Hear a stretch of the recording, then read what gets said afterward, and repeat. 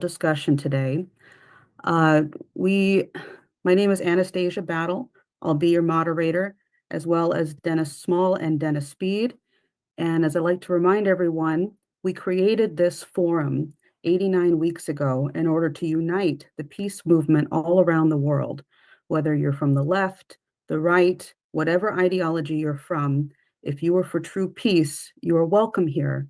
And if we actually want to achieve this goal, we need to unite as many peoples on the planet to make this happen.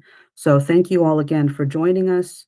We have an excellent lineup of leaders today. This is very special. I'll just go through the agenda so you guys can all get a sense of what we're doing today. We'll have Helga Zepp-LaRouche, the founder of the Schiller Institute. We have a very special guest, Her Excellency, Dr. Naledi Pandor, former Minister of International Relations and Cooperation of South Africa, President Donald Ramotar, the former president of Guyana, and we'll have representatives from the Eisenhower Media Network, Dennis Fritz, who we are also happy to have on during the discussion period.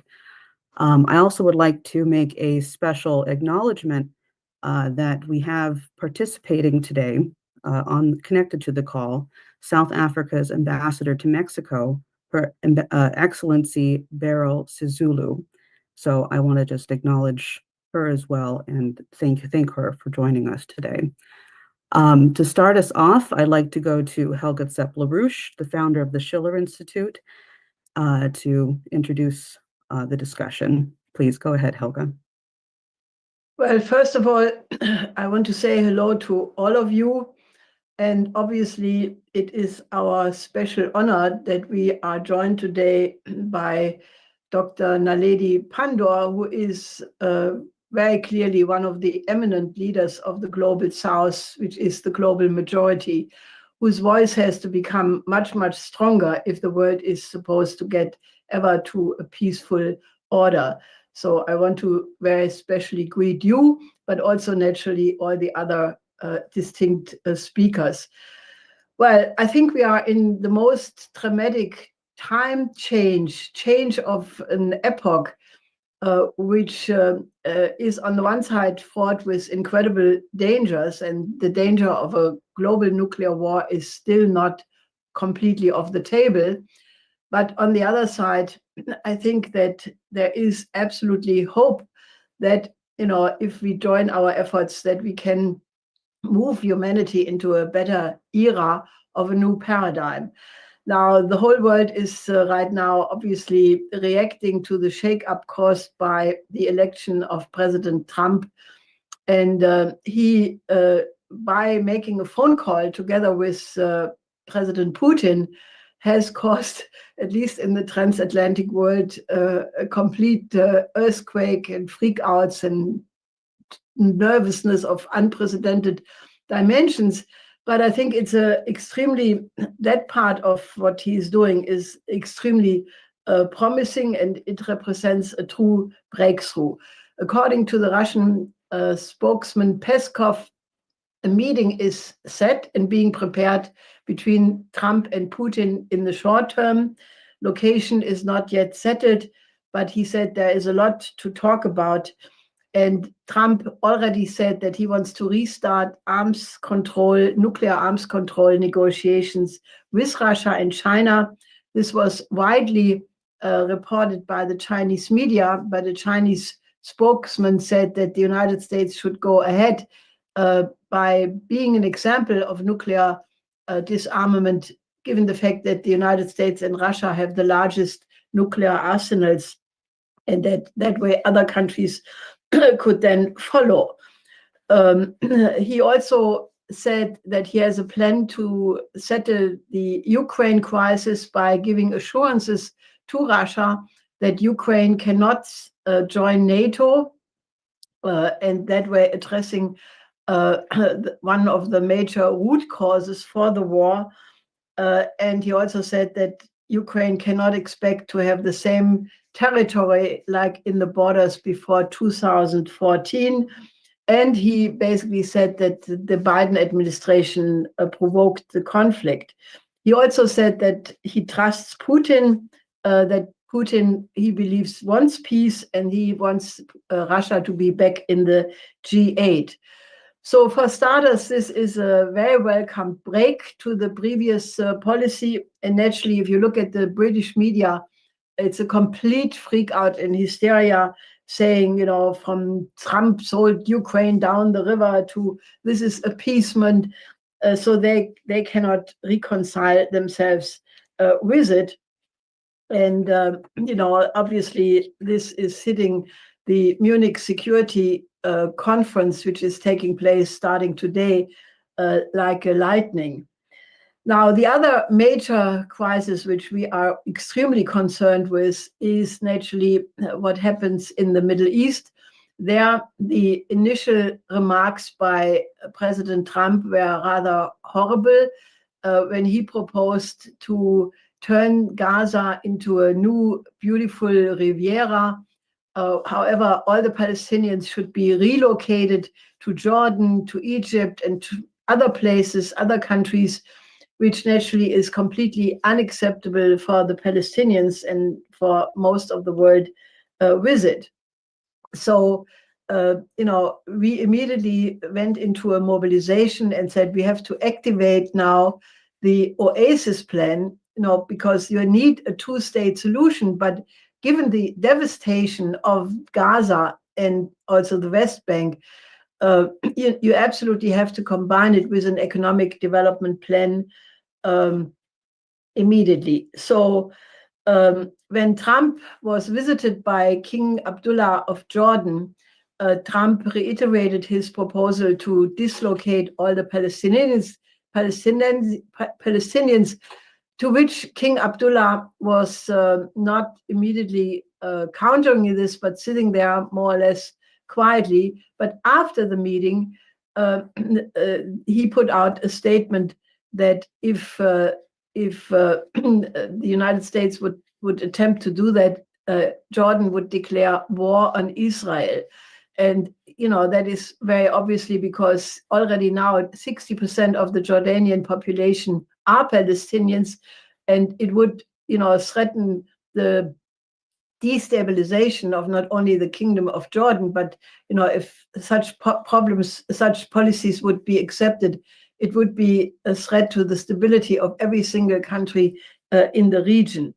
Now, obviously, the other affected countries, especially Egypt, also do absolutely not agree with it. They rejected it like all other Arab neighbors. And Egypt is now conducting on the 17th, that is in 4 days from now, in 3 days from now, a Cairo conference on an alternative plan. This plan is very good. It basically proposes the reconstruction of Gaza, but with the Palestinians remaining in their homeland. But obviously, we think that it is a step in the right direction.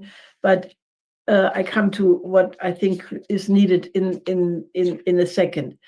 Now, the NATO allied security people in the world, or in much of the world, are right now meeting in Munich for a 3-day conference.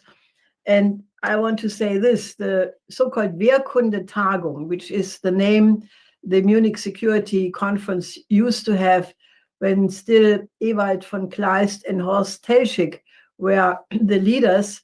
And at that time, it was a forum for a real dialogue among nations on security concerns of their country and related issues.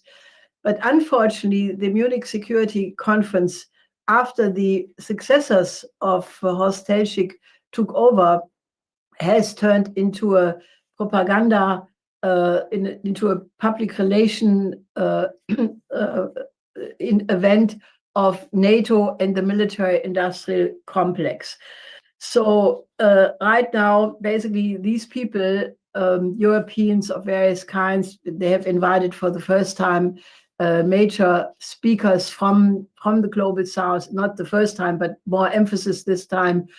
And they are in a complete disarray because they realize that the old liberal order is disintegrating, that with the arrival of Trump in the White House, their so-called rules-based order is out of order, is basically finished. And naturally, a big freak out is on the fact that President Trump closed down the USAID, which had a budget of anywhere between 40 and 60 billion per year. And apart from so-called humanitarian aid, it was the key vehicle for so-called soft power of the United States, which in not so nice words meant political destabilizations, manipulations, color revolution, and the like. And naturally, the people who use these tools to maintain their rules-based order are now in a disarray about the fact that that is cut off. So that is very good. C.D. Vance, the vice president, just addressed the Munich conference half an hour ago or an hour ago, and he gave the Europeans a lecture in democracy by basically saying the problem with the Europeans is that they're afraid of the voters, and he called upon them that they should no longer ostracize elected oppositions, which is rampant in all of Europe right now. So looking at this picture, which is clearly evolving, and given the fact that the old order is breaking apart, however, the new order has not yet taken shape. I think it is extremely urgent that we move with the International Peace Coalition and all related forces with it to try to put a new paradigm on the table. And as we discussed, or as I said many times before, I think that all the problems of the world can only be addressed efficiently if one agrees on a new global security and development architecture, which takes into account the interest of every single country on the planet in the tradition of the Peace of Westphalia. Because the conclusion of that peace was that unless you take into account the interest of all others, peace is impossible. So that means for the Middle East, which is right now the most urgent question, we should try to get the combination of an Arab peace plan as it is promoted by Egypt and other Arab countries, but with the addition that the two-state solution must include an oasis plan, because I think that only if one has a wide development perspective for the entire Middle East, not just Israel, but for all the countries which have been destroyed by previous interventionist wars, Syria, Iraq, Afghanistan, Yemen, and many other countries in the region, they need urgent development. And the Oasis Plan, which proposes to create new large amounts of fresh water through canals, through an irrigation system, through large amounts of ocean water to be desalinated with the help of nuclear energy as the basis for infrastructure and industrial development of this entire region, which right now is predominantly a desert. Obviously, the immediate question is that the humanitarian aid must get into Palestine because people are dying as we speak here. And, but this whole package has to be put on the agenda as one for it to succeed. So these were my initial remarks, and I give the word back to you, Anastasia. Thank you very much for that opening, Helga. It's very important to get this overview of what's happening in the world. And I would just like to say, on behalf of the International Peace Coalition, I want to thank Her Excellency Naledi Pandor for joining us. She is the former Minister of the International Relations and Cooperation of South Africa and has been a absolutely wonderful leading voice for peace and justice in the world. So thank you so much, Your Excellency Naledi Pandor, for joining us. Please go ahead. Well, thank you very much for inviting me to join your deliberations. I believe that they're very important.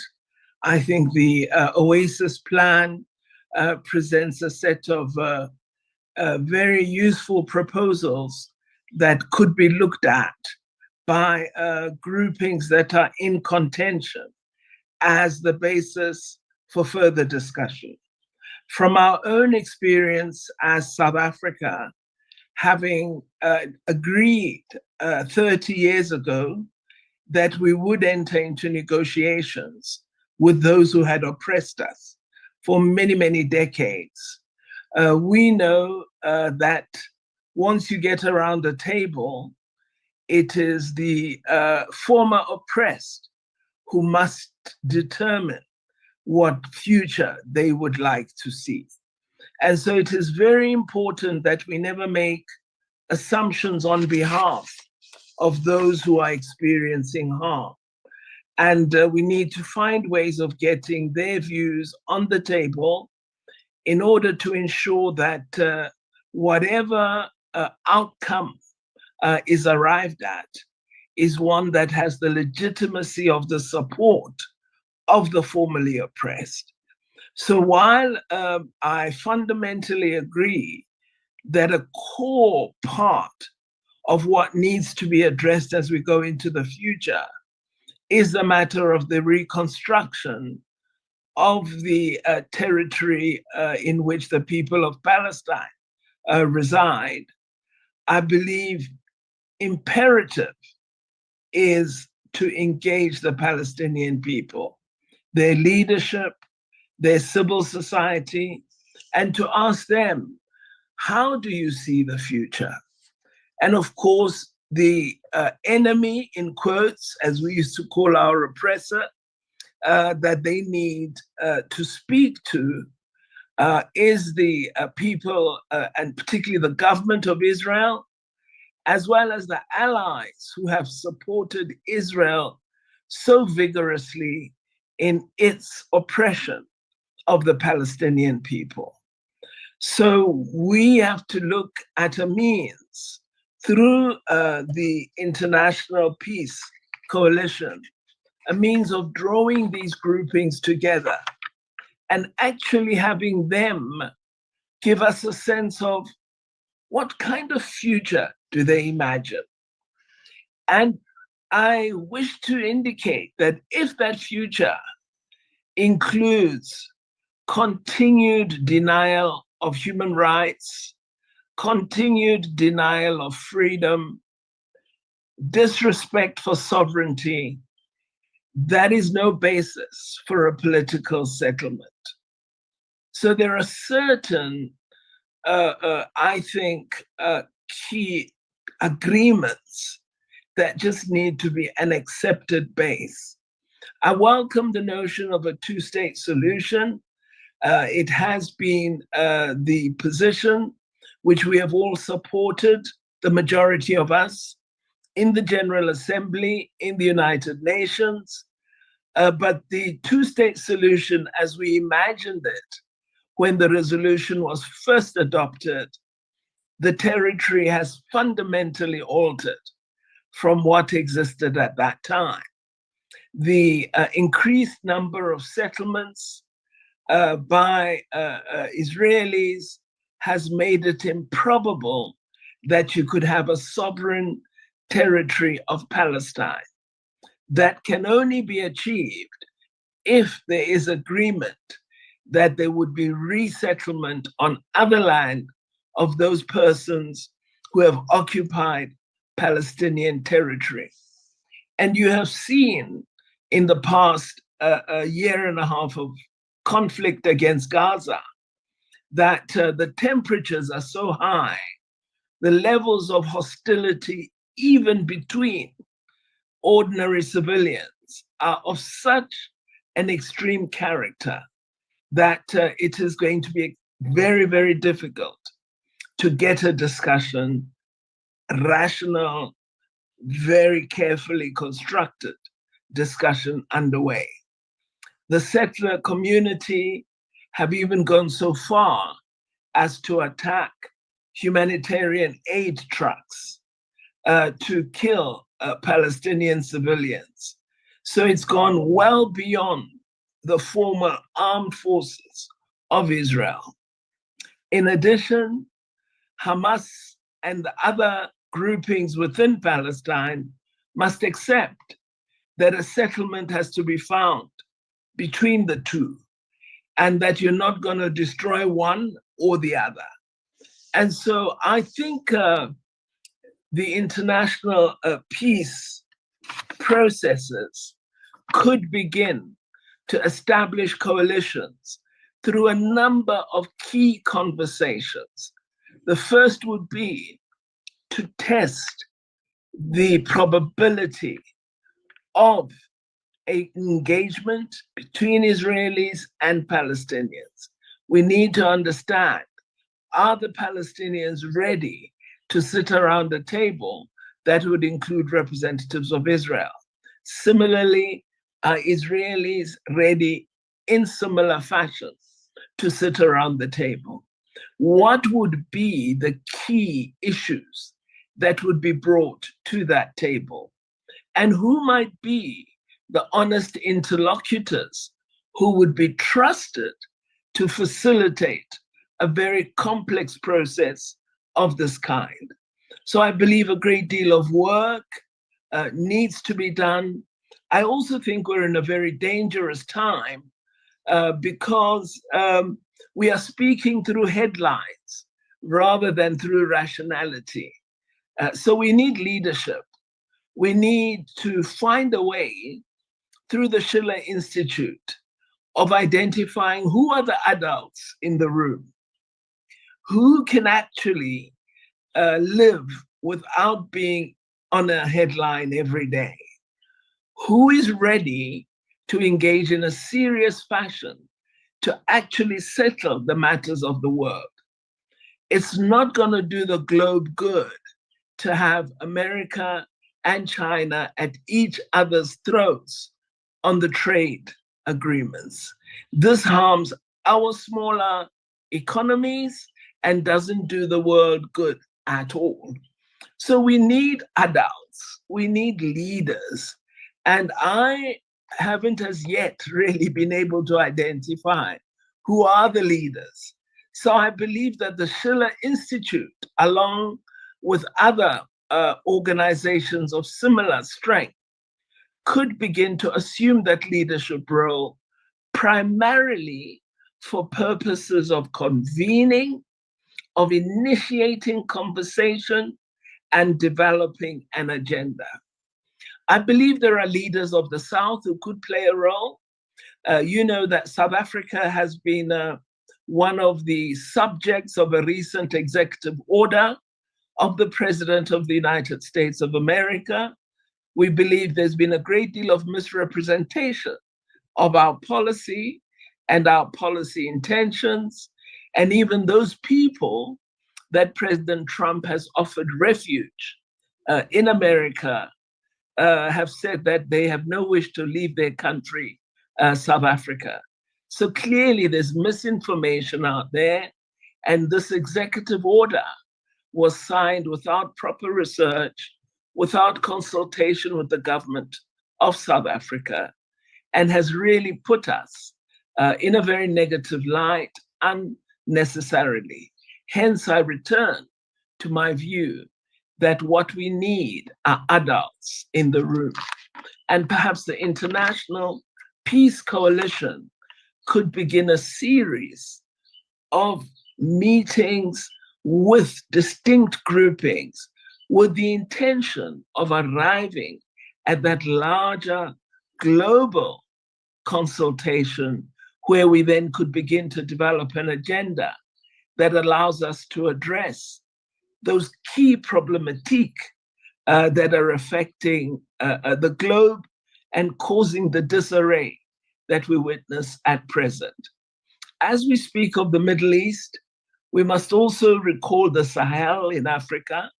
We should have reference to Sudan, that is under great stress, as well as very poor African countries that are bearing a significant burden of refugees and displaced persons without much world attention or commentary on their plight. So there's a great deal for us to do. And I look forward to the International Peace Coalition identifying these people I call adults and persuading them along with other organizations. So the first step is let us establish a global peace coalition. And then working through that, let us be more ambitious until we arrive at a point where one of the critical issues we wish to address, which I believe as first prize is the Middle East conflict, really gets focused attention, and we attempt through various resources to arrive at a solution. I would want to see the United Nations also involved. I believe in the last few years, there's been a genuine and rather malicious attempt to diminish the status of the United Nations as the premier multilateral institution. And so I believe in whatever we do, we shouldn't be seen to be affirming that intention, but should allow the UN, which is our global body, to actually take its place in supporting the resolution of global conundrums. So I will pause at that point. Let me conclude by saying, while I agree that this moment offers an opportunity for the South to come into its own, the South is not a coherent, coordinated political formation. Even within BRICS, there are different philosophical orientations, different economic strengths. So while there are shared perspectives and objectives, it is difficult and perhaps not helpful to imagine the South as a coordinated, coherent political formation. But it is a useful rubric that we could draw on. Thank you very much. I hope I've made some sense. Thank you. Thank you very much, Your Excellency, for your statements and your endorsement of what we're trying to do here in this process, and for acknowledging the adults in the room. And I also hope that we can use this forum to find more adults in the world, actually in leading positions of government. So thank you so much for your assistance in that. And I think we can view this as a clarion call for the adults to gather in the room now with us. So thank you very much, Your Excellency, for that. Now I'd like to continue. It's also an honor to have on President Donald Ramotar, who is the former president of Guyana and also a regular participant in the International Peace Coalition. Thank you so much for joining us, President Ramotar. Thank you so much for having me. I wanted to greet all of you who are here, all peace fighters, people struggling for peace. And just to know that we live in a world today that is very integrated on the one hand, and on the other hand, the inequality has never been so stark as we have it at this point in time. As a result of this situation, we experience great instability and often create grave dangers to countries, to regions, and to the world as a whole. It has been recognized that it is important in creating conditions for sustainable peace. We need to deal with the inequality and the poverty created by the unjust socioeconomic relations that are predominant in our world today, and they exist both within countries and between countries. We need to have a very bold plans and initiatives to deal with these issues. The plan must be anchored, in my view, in the assumption or the axiom that there is a very strong correlation between peace and development. The two concepts tend to promote and reinforce each other, and there is truly a dialectical relationship between them. Therefore, looking at the events with a world view, with a perspective of the whole world or large regions like the Middle East, suggests to us that we have to be bold and think in very global terms. We have to think in terms of mutual benefits, or as President Xi Jinping of China has put it, we have to think about win-win positions where we all will benefit and there will be no losers. It is in this context that we must view the LaRouche Oasis plan. This plan is grounded in the philosophy and the views that development and peace are the two sides of the same coin, and if both are to be sustainable, they have to be seen as moving together in a positive correlation. The proposals are imaginative in it and sought to integrate the poor and the rich, to develop the poor areas, while we're not talking about being Robin Hood to make the rich poorer, but to ensure that the poor areas are also come up and be as rich in order to give them the possibility of catching up. And this relates not only within and between countries, but between the north and the south of our world that we have to deal with. Taken together with other initiatives like the Belt and Road Initiative that was proposed and being implemented by China, gives a lot of hope that we can deal with many of the scourges that have created much of the crises that plague our world today. Allow me to touch in passing on another plan that was developed about 2 years ago, came out at a meeting of the G7 countries. And while I think there were some good proposals in that plan, and that plan, I think the Chinese even had welcomed it, even though, but my own view is that this plan was put forward by the G7 countries, but I don't think that it will succeed, largely because of what it is premised on. And it is premised on countering China's Belt and Road Initiative. I believe that any plan that is based on where the main focus is not really to help to resolve the fundamental issues that creates problems in our world, but seeks to undermine another group of countries or a country that is seeking to do their best to change the world for the better and to sabotage their efforts, I don't think it will succeed. And we see that idea is not confined to one set of the ruling circles in the United States, but it goes across the board. Because although this plan was developed under the Biden administration, with his kind of leadership in the G7, we see that President Trump had already forced Panama to withdraw from the Belt and Road Initiative using their power in that direction.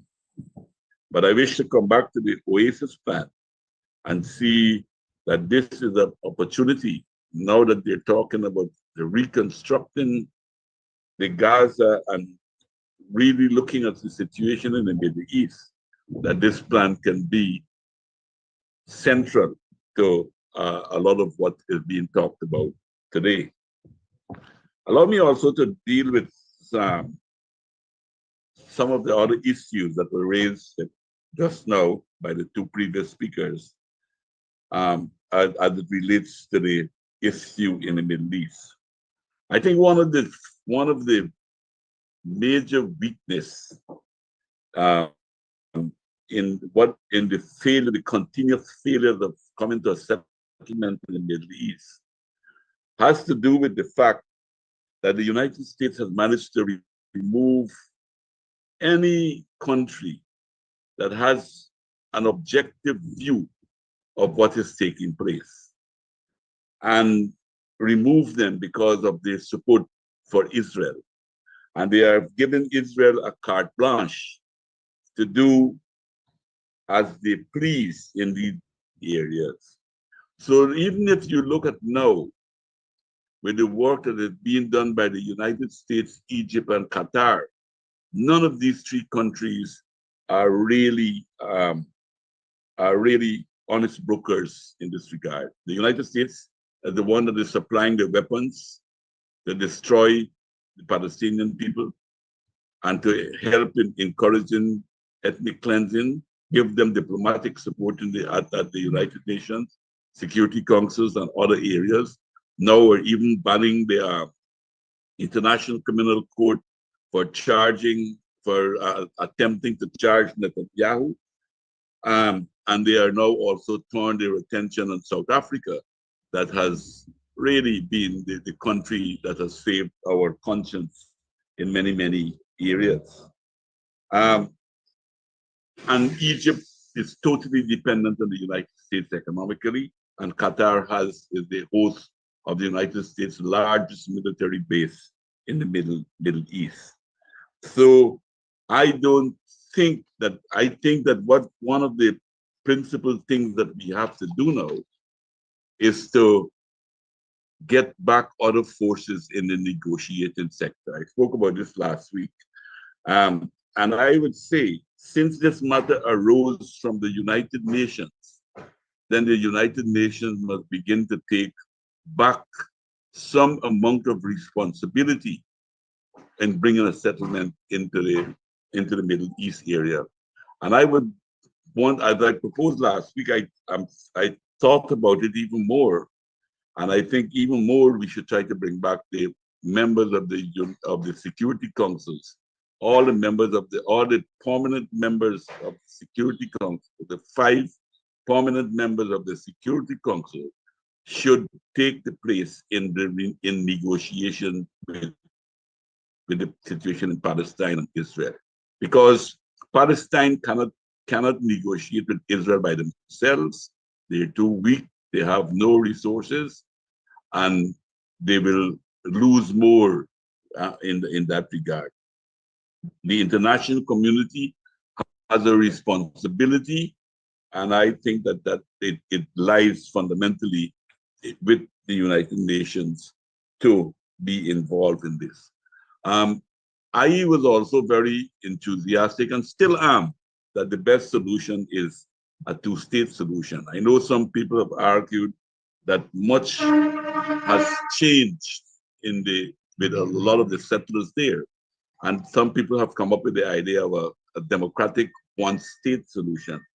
But having looked at what happened over the last 15 months or so in that area, and the fact that when you look at the public opinion in Israel, that more than 60% of them were supportive of the genocide, I think it's very difficult to talk about a one-state solution. And difficult as it is, I believe that the call has got to be those settlers. They came from somewhere.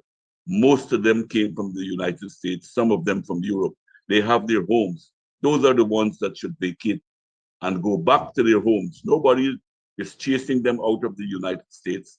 Nobody is persecuting them in the United States or in Europe or any part of Europe. And I think that they should be asked to leave the land that they have come there illegally to settle on.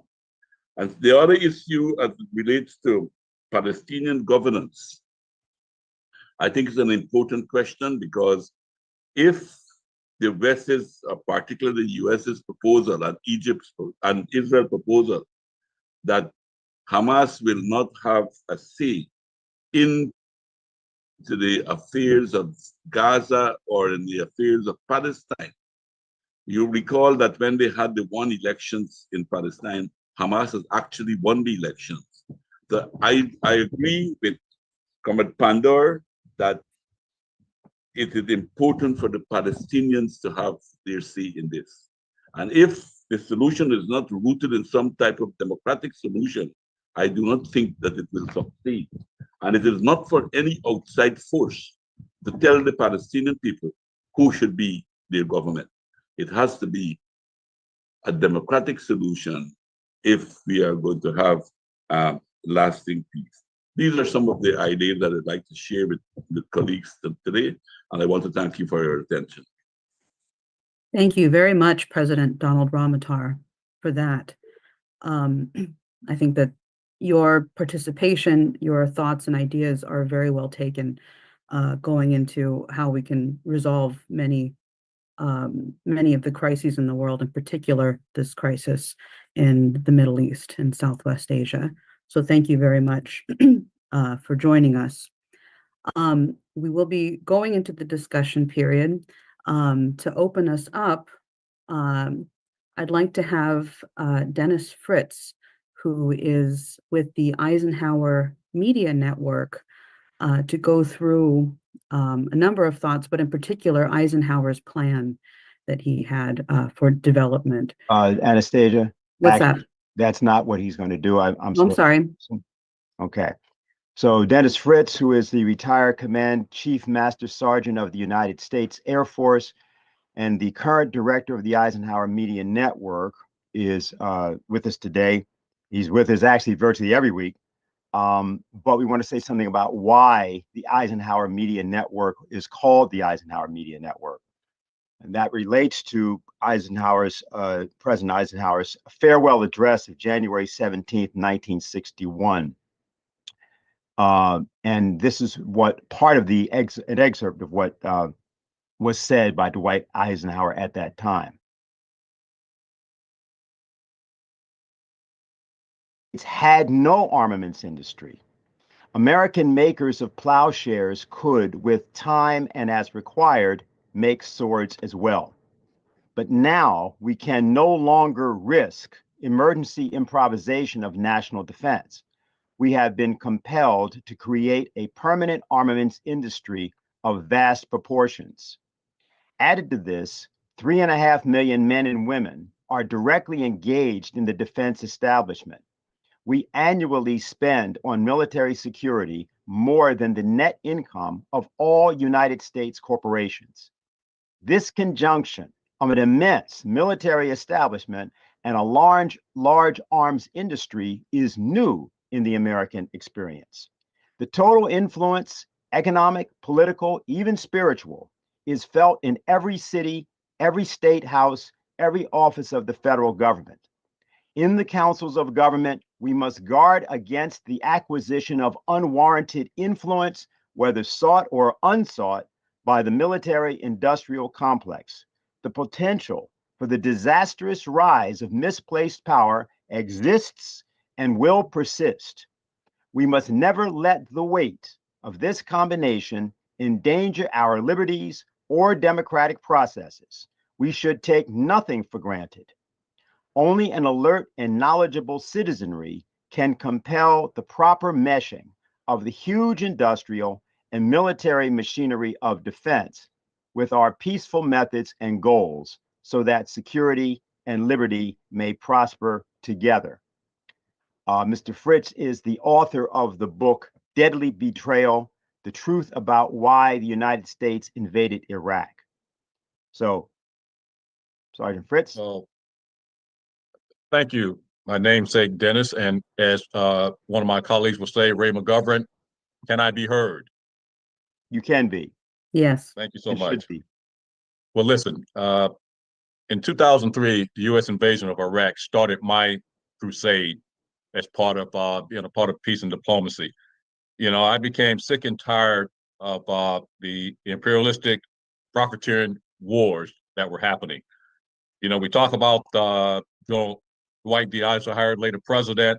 I'm going to throw in another name, General Smedley Butler, 1935, war is a racket. And likewise, President Eisenhower warned us about the influence of the military-industrial complex. And so the Eisenhower Media Network, we came about as former military, intelligence, civilian, national security officials who realized that the United States foreign policy and national security was not making us safe, nor the world safer. So a number of us came together. Some names, as I just mentioned, Ray McGovern, former CIA, Larry Wilkerson, some of you have heard about, who's one of my colleagues, Eisenhower Media Network, who was the chief of staff to Colin Powell, and also Colin Powell's special assistant when Colin was the chairman of the Joint Chiefs of Staff. And so we came together realizing and understanding that peace and diplomacy was the only way to make the United States and the world a safer place. Now, before I go any further, and I want to keep in mind the time, because I want to make sure that the audience have time to ask questions of our distinguished guest from South Africa. And I just want to say a special thanks to South Africa. When we talk about adults being in the room, when we talk about peace in the Middle East and the situation in Gaza, we're definitely, South Africa should be the adults in the room at that table who understands apartheid and oppression. And so absolutely. Now, I want to talk about two quick things that's on the plate today that disturbs us all. That's in the Middle East and in Europe, specifically Ukraine-Russia war. One, I'm very optimistic about, and one, unfortunately, I'm very pessimistic about. When Dennis mentioned, the book I wrote that book at that time in support of the U.S. military men and women of our United States, where 4,500 of them lost their lives, hundreds of thousands wounded for life, and then hundreds of thousands of Iraqis that were killed and wounded. And I saw a move afoot to go to Iran, and I wanted to prevent that, and that got me in this crusade. Now, when we talk about the Middle East, I mentioned in my book, and particularly for the United States, that we need in the future to watch who our presidential candidates surround themselves regarding foreign policy.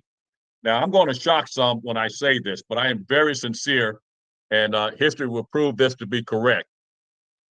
I have tended in the United States to side more so with the Democratic Party.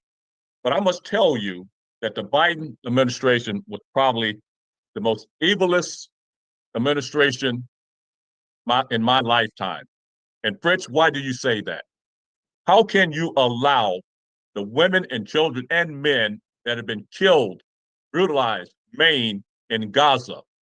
The United States, and particularly the Biden administration, were complicit, and not only were they complicit, they really own it. They provided diplomatic cover, provided the weapons, and provided the funding. And not saying a word about doing anything to stop Bibi Netanyahu, who has always wanted to do this. Now, this is the one where I'm pessimistic because of the fact I just told you that President Biden's administration is probably the most evilest of my lifetime. Now, before that, George W. Bush, when he went into Iraq, he was surrounded by, the term we use a lot of neocons. Biden was surrounded by a lot of Zionists. Fact. Now, why am I worried and pessimistic about the Middle East? As I stated in my book, watch who a presidential candidate, and then if that person becomes president, who they surround themselves when it comes to a foreign policy. And I must tell you, Trump has surrounded himself with the most extreme Israeli supporting administration in my lifetime to match the most extreme far-right administration in Israel. And that is scary. You look at Rubio, Secretary of State. I think he's received over $77,000 in support from the Israeli lobby. You look at our UN ambassador, Elise Stefanik, an extreme Zionist. You look at our Secretary of Defense, Pete Hegseth. All along, he's been sorting bombing before he became the Secretary, the bombing of Iran. And unfortunately, you look at our ambassador to Israel, well, soon to be, if he's not confirmed yet, Mike Huckabee, a most extreme Christian Zionist. And that worries me. And then you hear a person who, in our president, uninformed about the world, now saying in his warped mind that we're going to own Gaza. How are we going to own something that's not ours? How are we going to buy some original when you say we're going to buy something that's not ours? It's not Israel's. It is very pessimistic for me. And I must tell you this, the most pessimistic words you're going to hear from me as I promote peace and diplomacy. But unfortunately, I am feeling that the only way to bring about that two-state solution, which we all support and which has been America's policy for decades, I am concerned that the only way it's going to take is war. I really do. And that's unfortunate. We have to bring Israel to the table because Bibi Netanyahu and the far-right government, they don't believe in a two-state solution. We must be factual about that. They don't believe in a two-state solution. And it's going to take countries like Egypt and Jordan, because I'm just fearful of an uprising there. I was disappointed in the king when he came. I mean, you can be tactful, diplomatic, and saying, Mr. President, I disagree with you. We're going to have to work this out, and we'll take this on. We will rebuild Gaza. You don't have to come in and rebuild Gaza, and we're not going to displace people. That's why I'm more pessimistic. Let's move on to Ukraine and the Russian war. Now, we talk about adults in the room. Here's a major irony right now. The biggest surprise of my life is yesterday, who I don't agree with on a lot of things, but even if somebody is someone who I disagree with, I will join you and support you if you're doing something I think is great for mankind and humanity. President Trump yesterday tried to be, believe it or not, the adult in the room when he said that, hey, we must reduce our military budgets. We must do everything we can to get rid of nuclear weapons. I'm looking forward to talking to China and Russia. That is being an adult, whether he really believed that in his mind or not, but that is being an adult. And unfortunately, those that don't believe in peace and diplomacy, they're going to try to tear him down. I think somebody alluded to that earlier. Those in the European community are going to try to tear him down. I would ask that your audience go back and take a look. You know, we're in this age of Google. Back in May of 2023, the Eisenhower Media Network put out a New York Times paid ad saying that the U.S. should be a force for peace. And we talked about how it should be diplomacy versus pushing for war in Ukraine. We are causing the full destruction of their infrastructure in Ukraine and lives lost. I think someone heard me say in a previous presentation that we in the United States of America are using the Ukrainians to die on our behalf to weaken Russia so that we can maintain our imperialistic advantage over the world. Now, for those of you that are in Europe, don't think you are immune from the United States. Imagine somebody representing our government, that being Senator Lindsey Graham, telling our allies and friends in Europe that we would do everything we can to take down your economy if you try to arrest a war criminal in Bibi Netanyahu. Think about our United States of America threatening our members in Canada and Mexico of trying to tear down their economies. In fact, believe it or not, taking over Canada and making it a 51st state. Why am I saying this? We as the world must come together. I live in the United States of America. I love living in the United States of America, but we have a cruel and very evil and corrupt government. And we in the United States of America must do everything we can to overcome that.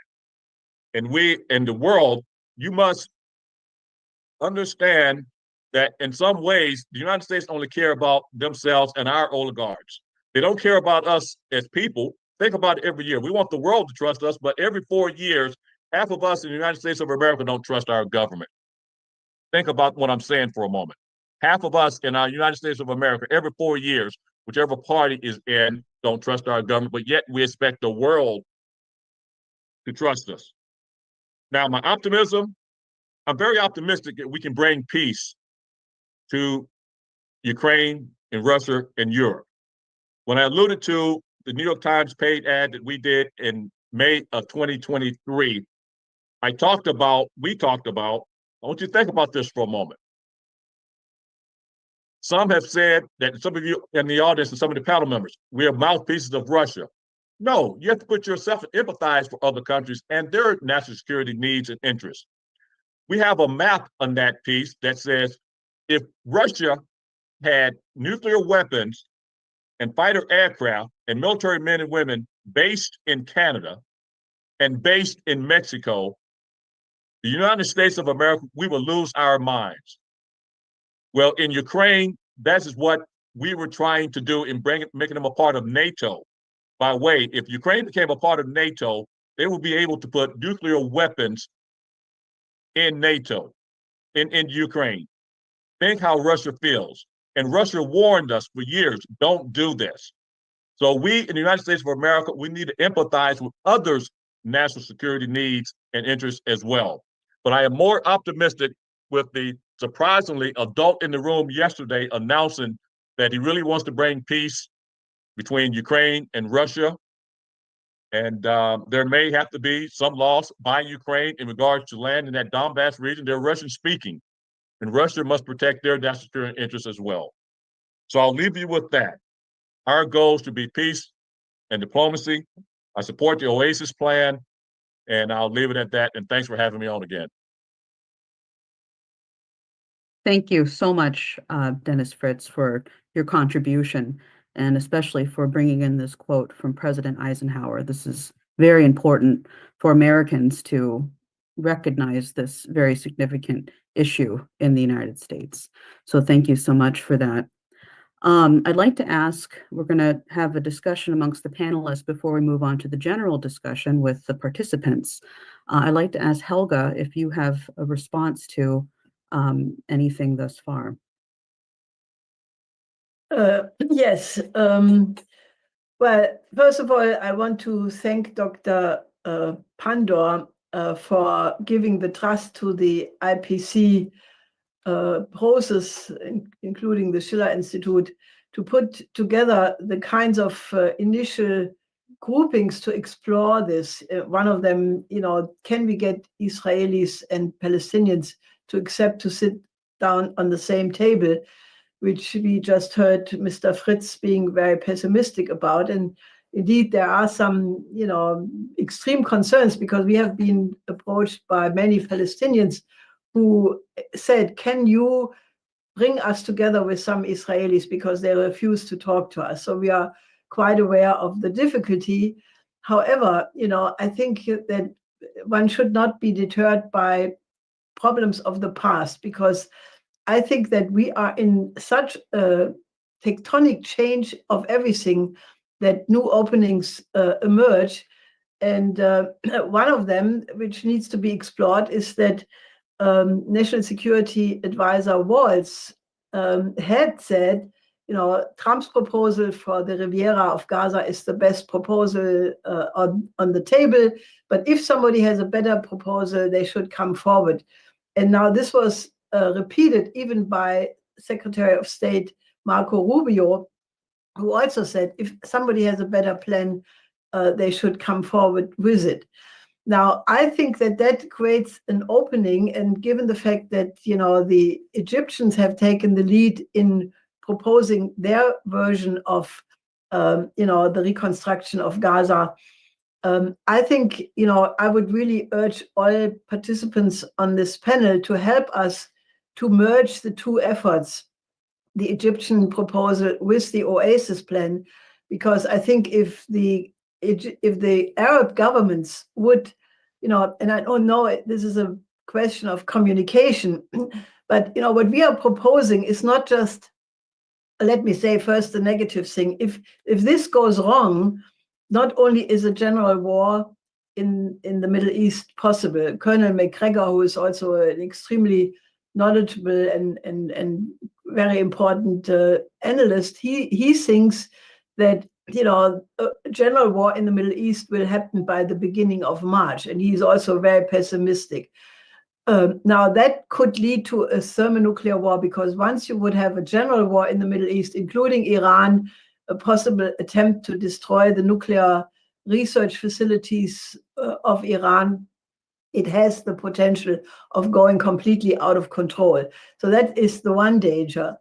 The other one is that, if there would be an attempt to chase the Palestinians from Gaza and the West Bank, this is going on as well, there would be the immediate possibility that 6 million new refugees would descend on the entire region, which, it was mentioned already, could destabilize every single government in the Middle East, or to Europe, which right now is being torn into pieces over the so-called migrant issue, because this is a complicated issue. There was again a massacre in Munich yesterday, and the whole country is in an uproar. The migrant issue obviously has been one of the key points of Trump building a wall with Mexico. And again, I fundamentally believe that the world hangs together in such a way. We are all sitting in one boat in a way it never has happened in history before, because of nuclear weapons, because of pandemics, because of the internet. We are really in one boat. And therefore, one has to seek for solutions which address everything at once. This is why we are calling for a new security and development architecture, in which the entire OASIS plan for the entire Middle East, the region from India to the Mediterranean, from the Caucasus to the Gulf states, as one development area where the desert is supposed to be turned into agriculture, forestry, and livable land, and the addressing of the migrant issue, where we have basically put out a report saying that the only human way how to deal with the migrant issue in the United States and in Europe is that the European countries and the United States must join hands with the BRICS to develop the countries where the refugees are coming from, because they're not running away, risking their life out of pure fun, but because they have no existence for living. So the reconstruction of the Middle East as a joint project for Europe, for the United States, in hand with the BRICS, is the way to solve all the problems at once, and to bring development to Africa, which is in alignment with the plan of the African Union, the 2063 plan for Latin America. Likewise, a Latin American-wide infrastructure project where the United States and China would work together to lift these countries out of poverty, so that refugees no longer would run to the Mexican border, risking their life. Why don't we look at all of these things as one package? Because that would be the win-win approach, which I think will succeed. Thank you, Helga, for that response. I also want to ask Her Excellency Naledi Pandor if you have a response to the discussion thus far.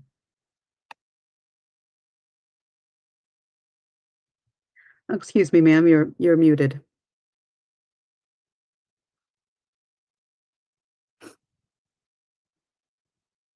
Thank you. I'm sorry about the muting.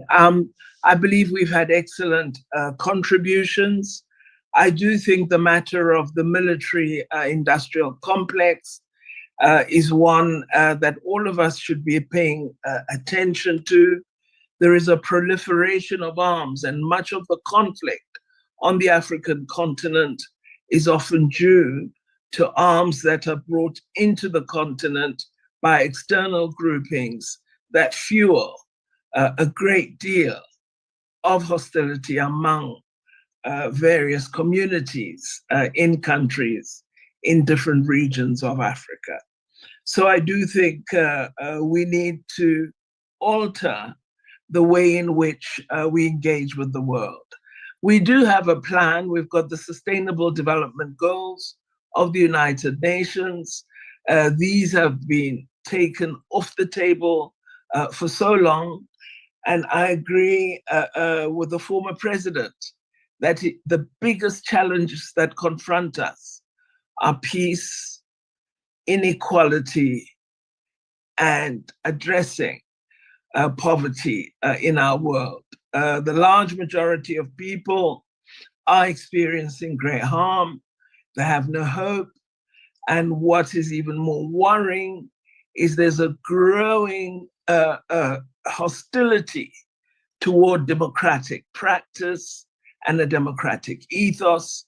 And so I do think all our countries need to move with urgency to assure the public that democracy does mean something positive, and that we do have individuals, institutions that can help to make a difference.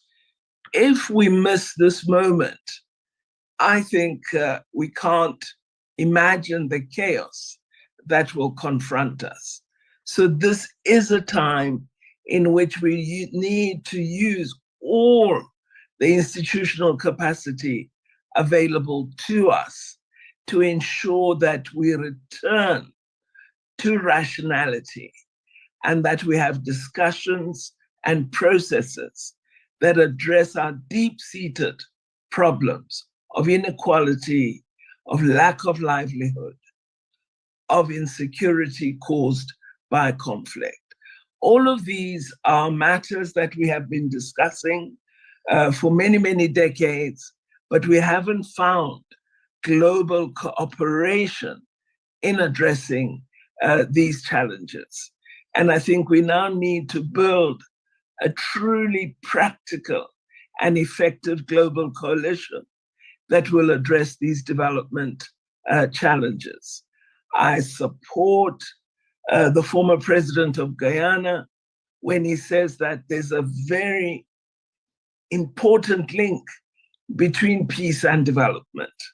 And this is why we haven't seen progress on the African continent, because just as we make a step forward, you then have 10 steps back because of civil conflict or conflict between neighbors.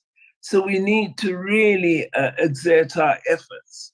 I wonder whether it would be plausible in recognizing that there are advisors that are negative, whether we could create positive advisors who have a voice and who can use the many instruments of communication available throughout the world. One of the areas that concerns me is when a ridiculous idea is put forward, you don't see in the popular press a challenge to that.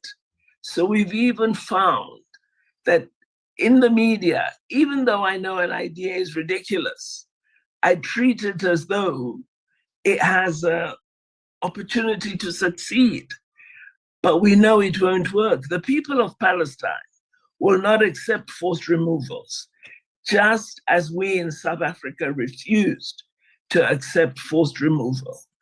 And so we need to be more clear about looking to history, looking to the solutions history has given us, and to actually warn those who encourage negative ideas that they need to move toward more positive objectives. So who are the people who can speak to President Trump, who can speak to President von der Leyen, who can speak to Chancellor Scholz? We need to get the leaders to agree that they will allow the world a pause so that we address the real issues: climate change, nuclear proliferation, the need for development, an end to poverty, gender equality, and all the negatives that are the real challenge of the world. Thank you very much. Thank you, Your Excellency, Dr. Pandor, for that. I definitely think we'll be taking this up more thoroughly on how we can figure out who to reach out to. There are definitely people on this discussion right now who I believe can help us in the very immediate period in doing what you've proposed. So thank you so much for that. I'd like to ask President Donald Ramotar if you have any comment or response. Just quickly, I find myself agreeing with both Dennis Fritz about what was happening in the Middle East, because I had a lot of discussion privately with my friend Dennis Small on this matter. And I was saying that when one of the reasons the Americans moved very early into the Middle East with their gunboats and so forth was to prevent the war from spreading, but spreading the war would have been in the interest of the Palestinians. But I also agree with Helga that the danger that exists with the possibility of a nuclear weapon, that we really can't possibly take that chance. And unfortunately, I think the philosophy of nuclear weapons that probably still dominate the thinking of many people, particularly in the West, which came out from the Reagan-Thatcher period, where Thatcher was arguing forcefully, they were both arguing forcefully against proposals from the Soviet Union. And they were saying that nuclear weapons was keeping the peace, that it was, they gave nuclear weapons the quality of keeping the peace after the Second World War. But now, of course, I always disagreed with that position. And now I think we're seeing a proliferation of countries trying to get nuclear weapons based on that same type of thinking, that nuclear weapons could prevent people from attacking them and so on and so forth. So I think that one of the things that we have to emphasize is one of the violation of the principle that resulted in what we see happening in Russia, Ukraine, and that is you cannot have peace, you cannot have security at the expense of another country's security. What NATO was trying to do was to increase their security by putting pressure on Russian security. And that has ended up to where we are now. And I believe that this is the area that we should also revive the fight against nuclear weapons, the call for talks to get rid of nuclear weapons, and go back to uphold that principle of no country can have security at the expense of another country, or no region can have security at the expense of another region. That would be my small contribution at this point in time. Thank you. Thank you very much, President Ramotar, for your contribution. I'd like to ask Dennis Fritz of the Eisenhower Media Network, Director of the Eisenhower Media Network, if you have a response thus far. Well, let me just say one thing, is that it saddens me to be pessimistic about the Middle East. It truly, especially when we all want peace and diplomacy. But at the same time, we have to be realistic. You have to have willing partners. And as alluded to earlier, Palestinian people are not going to leave their land. Jordan nor Egypt can afford to even give any inclination that they're going to accept Palestinians in a piece of land, whether it be in Egypt or Jordan. And what scares me most, as I mentioned earlier, is about uprisings in Egypt and Jordan. And you've heard Egypt here in the last few days saying that they have a plan. I remember back when I was in the Pentagon, the current king, his father, King Hussein of Jordan, back during the first George H.W. Bush administration. And he told President Bush at the time, H.W. Bush, that you Americans don't understand the Middle East. You don't understand that the Palestinians will not leave their land. They will not be removed again with the fear of not being able to come back.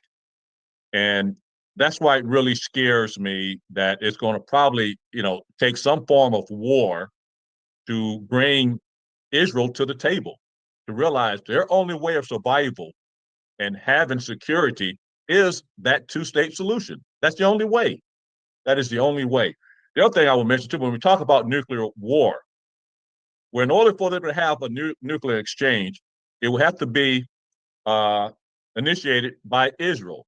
At the time, they're the only Middle East country that have allegedly nuclear weapons. Now, I'm always mixed up. Do they really have them? You have some that say they have them, but I will go, most experts say they do have them. They will be the country that have to initiate that.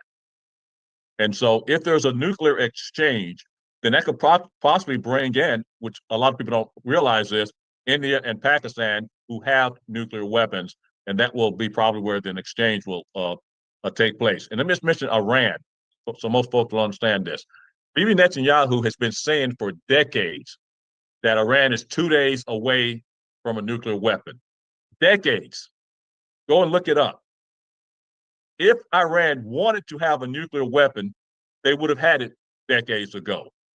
They don't want a nuclear weapon, but Israel used that as a rationale to attack Iran.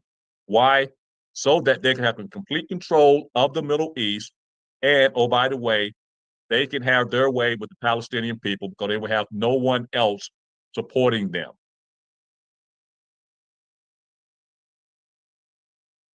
Right. No, I think that's true. And it is very important to remind everyone that supposedly Israel is the nation that has nuclear weapons in the region, and we should be very mindful of this. So thank you for that, Dennis, Fritz, and your contribution.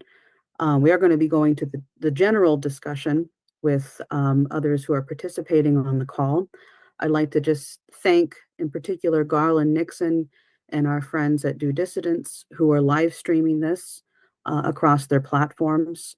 If you are on those platforms or YouTube, Rumble, please go to schillerinstitute.com and you will find the registration page to get on to the Zoom link.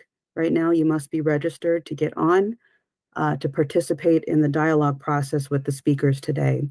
And I just want to acknowledge those people who are live streaming with us today. And with that, Dave, just let me know when the stream is cut.